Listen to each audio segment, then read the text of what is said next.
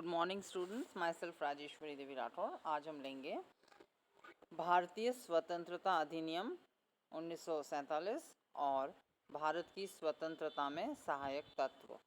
पहले हम ले रहे हैं भारतीय स्वतंत्रता अधिनियम और भारत का बंटवारा।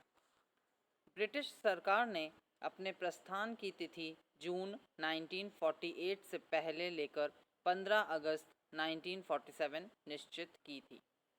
माउंटबेटन के अनुसार स्थिति इतनी विस्फोटक थी कि 15 अगस्त की तिथि निश्चित कर कांग्रेस ने इस योजना को अपनी 3 जून 1947 की कार्यकारिणी की बैठक में स्वीकार किया। 14 जून 1947 को कांग्रेस महासमिति की बैठक में इस आशय का प्रस्ताव गोविंद वल्लभ पंत ने प्रस्तुत किया।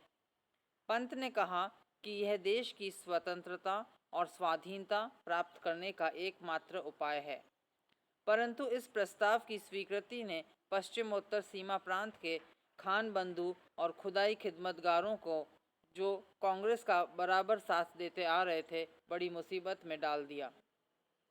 जब महात्मा गांधी ने देश विभाजन की स्वीकृति दे दी तो सीमांत गांधी अब्दुल गफार आश्चर्यचकित रह गए।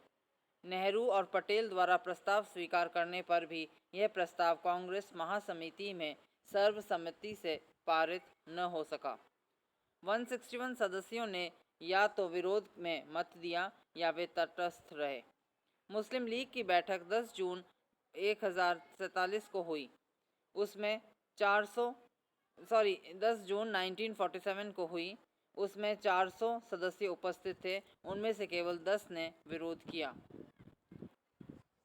4 जुलाई 1947 को ब्रिटिश संसद में भारतीय स्वाधीनता विधेयक प्रस्तुत किया गया और 15 जुलाई को वह बिना किसी संशोधन के हाउस ऑफ कॉमन्स में पारित हो गया और 16 जुलाई को हाउस ऑफ लॉर्ड्स में भी पास हो गया।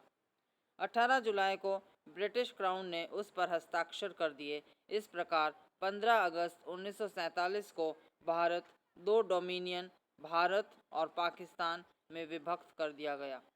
दोनों डोमिनियनों को पूर्ण स्वतंत्रता तथा प्रभु सत्ता प्रदान कर दी गई। इस प्रकार ब्रिटिश सरकार ने अपनी बांटो और राज्य करो अर्थात डिवाइड एंड रूल पॉलिसी की नीति को अंत में क्रियान्वित करके दिखाया। 15 अगस्त की अर्धरात्रि को नेहरू ने विधानसभा को संबोधित करते हुए कहा, आधी रात की इस घड़ी में जब दुनिया सो रही है, भारत जागकर जीवन और स्वतंत्रता प्राप्त कर रहा है। एक क्षण ऐसा आता है जो इतिहास में बहुत ही कम आता है, जब हम पुराने युग से नवीन युग में कदम रखते हैं। जब एक युग समाप्त होता है और जब एक राष्ट्र की अरसे से नवीन आत्मा बोल उठती है, ये बहुत ही अच्छी बात है कि इस पवित्र क्षण में हम भारत और उसकी जनता की सेवा और उससे भी बढ़कर मानवता की सेवा करने की सौगंध लेते हैं। उपरोक्त विवरण से स्पष्ट है कि भारत को स्वतंत्र कराने का सारा श्रेय कोई भी एक पार्टी नहीं ले सकती है। इसी प्रकार किसी व्यक्ति विशेष को भी इसका श्रेय नहीं दे सकते। देश के राष्ट्रीय आंदोलन को प्रारंभ से लेकर अंत तक भली भांति देखने के उपरांत हम इस निष्कर्ष पर पहुंचते हैं कि इसका श्रेय भारत भूमि पर शहीद होने वाले अनेक देशभक्तों और विभिन्न राजनीतिक दलों को जाता है। इसका श्रेय उन राष्ट्रभक्तों को जाता है जिन्होंने अपने देश की आज़ादी के लिए अपने जीवन के स्वर्णिम काल को देश की विभिन्न जेलों की काल कोठरियों में गुजार दिया हो। निस्संदेह राष्ट्रवाद और राष्ट्रीय आंदोलन का जन्म बूर्जुआ वर्ग के और उसकी विचारधारा के वाहक नवीन बुद्धिजीवी और वृत्तिजीवी वर्गों के उदय के बाद हुआ, लेकिन आज़ादी की जंग में भाग लेने वाले पूंजीपति, व्यापारी, श्रमिक, दस्तकार, जमींदार, किसान, छात्र, शिक्षक, बुद्धिजीवी और वृत्तिजीवी सभी थे। अतः भारत की स्वतंत्रता का संघर्ष भारत के सभी वर्गों और लगभग सारे दलों द्वारा ही लड़ा गया था। इसकी सफलता का श्रेय किसी व्यक्ति विशेष व विशेष पार्टी को न देकर इसे एक सफल सामूहिक प्रयास ही माना जाएगा। पर निस्संदेह देश की स्वतंत्रता संग्राम का मार्ग निर्दिष्ट भारतीय राष्ट्रीय कांग्रेस ने ही किया था। अब हम लेंगे भारत की स्वतंत्रता में सहायक तत्व। भारत की स्वतंत्रता में अनेक तत्वों ने योगदान दिया था। 1857 के बाद भारत में जो राष्ट्रीय जागरण उत्पन्न हुआ, उस राष्ट्रीय जागरण में अनेक तत्व अंतर्निहित थे। अतः मौलिक रूप से भारत की स्वतंत्रता में जो तत्व सहायक सिद्ध हुए वे इस प्रकार से हैं। पहला, गांधी जी के नेतृत्व में हुए राष्ट्रीय आंदोलन का भारत की स्वतंत्रता में महत्वपूर्ण योगदान रहा। बाहरी रूप से ऐसा प्रतीत होता है कि असहयोग आंदोलन, सविनय अवज्ञा आंदोलन और भारत छोड़ो आंदोलन अपने लक्ष्यों को प्राप्त न कर सके, किंतु इन आंदोलनों के फलस्वरूप लोगों का ब्रिटिश शासकों की शक्ति में विश्वास समाप्त हो गया और जनता ब्रिटिश शासकों से सीधी टक्कर लेने लगी। स्थानीय जनता के सहयोग के बिना कोई भी शासक सफलतापूर्वक शासन नहीं कर सकता। शांतिपूर्ण असहयोग आंदोलन का प्रभाव राष्ट्रव्यापी हो चुका था और शांतिपूर्ण आंदोलनकारियों पर गोलियां चलाने और लाठियों की वर्षा करने से लोगों में विदेशी शासकों के प्रति घृणा उत्पन्न हो गई थी। नेक्स्ट, दूसरा है, दूसरे विश्व युद्ध के बाद ब्रिटेन इतना कमज़ोर हो गया था कि वह भारत पर अधिक समय तक नियंत्रण नहीं रख सकता था। ब्रिटिश प्रधानमंत्री एटली ने स्वयं ब्रिटिश संसद में इस बात को स्वीकार किया था।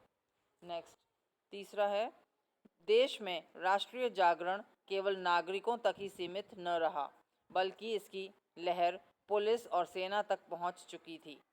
आज़ाद हिंद फौज के अधिकारियों पर चलाए गए मुकदमों के फलस्वरूप सेना में भी नवीन चेतना आ गई थी।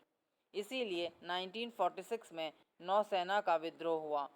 इससे अंग्रेज़ भारतीय सेना की वफादारी पर संदेह करने लगे थे और अंग्रेज़ों को विश्वास हो गया था कि भारतीय सेना पर निर्भर रहकर भारत पर शक्ति के बल पर शासन नहीं किया जा सकता है। नेक्स्ट, अगला कारण था, इंग्लैंड में मजदूर दल की सरकार की स्थापना भारत की स्वतंत्रता के लिए एक महत्वपूर्ण बात थी। मजदूर दल भारत को स्वतंत्रता देना चाहता था और सत्ता में आने से पूर्व ही आम चुनावों के अवसर पर उसने घोषित कर दिया था कि यदि मजदूर दल सत्ता में आया तो भारत को स्वतंत्र कर देगा। इंग्लैंड में जब तक अनुदार दल की सरकार रही, वह भारत में प्रजातीय विभेद की नीति एवं राष्ट्रीय आंदोलन का दमन करने की नीति का अवलंबन करती रही। नेक्स्ट, अगला कारण है, मुस्लिम लीग द्वारा फैलाए गए सांप्रदायिक दंगों का प्रभाव सेना, पुलिस और प्रशासन में भी फैल चुका था। अतः अंग्रेज़ों के लिए केवल मुस्लिम लीग की सहायता से अधिक समय तक प्रशासन चलाना असंभव था। नेक्स्ट, अगला पॉइंट है, विश्व का जनमत भी इंग्लैंड के विरुद्ध हो रहा था। अमेरिका और चीन निरंतर इंग्लैंड पर दबाव डाल रहे थे कि भारत को स्वतंत्रता दे दी जाए। इंग्लैंड विश्व जनमत की अधिक समय तक अवहेलना भी नहीं कर सकता था। नेक्स्ट, अगला पॉइंट है, इंग्लैंड से शीघ्र स्वतंत्रता प्राप्त करने के लिए कांग्रेस ने देश के बंटवारे को स्वीकार कर लिया था। यदि कांग्रेस देश के बंटवारे को स्वीकार नहीं करती तो मुस्लिम लीग से कदापि समझौता नहीं हो सकता था। ऐसी परिस्थिति में अंग्रेज़ मुस्लिम लीग गठबंधन देश की स्वतंत्रता में देरी उत्पन्न कर सकते थे। अतः कांग्रेस ने देश की शीघ्र स्वतंत्रता के लिए सबसे बड़ी कीमत चुकाई और वह कीमत थी देश का विभाजन या देश का बंटवारा। नेक्स्ट है, इंग्लैंड द्वारा भारत को स्वतंत्रता देना उसकी विवशता का भी घोतक था। इंग्लैंड की आर्थिक स्थिति बिगड़ती जा रही थी और उसे अमेरिका से भारी मात्रा में ऋण लेना पड़ रहा था। व्यापार संतुलन भी भारत के पक्ष में था, अतः युद्ध के समय भारत का भी ऋण इंग्लैंड पर चढ़ गया था। अतः इंग्लैंड के राजनीतिज्ञों में ये धारणा उत्पन्न हो गई थी कि भारत पर अधिक समय तक नियंत्रण बनाए रखना आर्थिक दृष्टि से भी हानिकारक है। तो ये थे भारत की स्वतंत्रता में सहायक तत्व। अब है निष्कर्ष।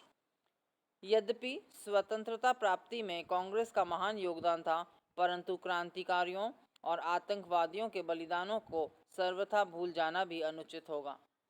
जिस समय सरकार बिल्कुल निरंकुश हो चुकी थी और कांग्रेसी नेताओं का मनोबल गिर रहा था, इन क्रांतिकारियों व आतंकवादियों ने ईंट का जवाब पत्थर से देकर राष्ट्रीय आंदोलन की लहर को गतिमान बनाए रखा।